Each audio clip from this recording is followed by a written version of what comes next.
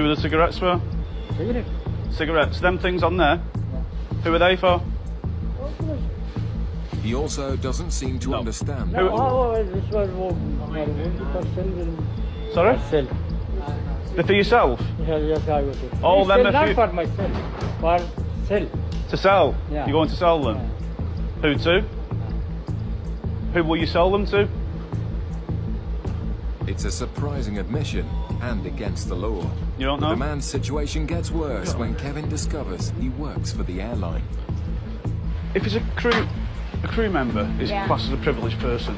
Yeah. Now, if they're carrying excess amounts of cigarettes, Yeah. over 1,000, well, they'd be arrested and we could prosecute them for it. Right. Now, this guy's got nearly 10,000 cigarettes.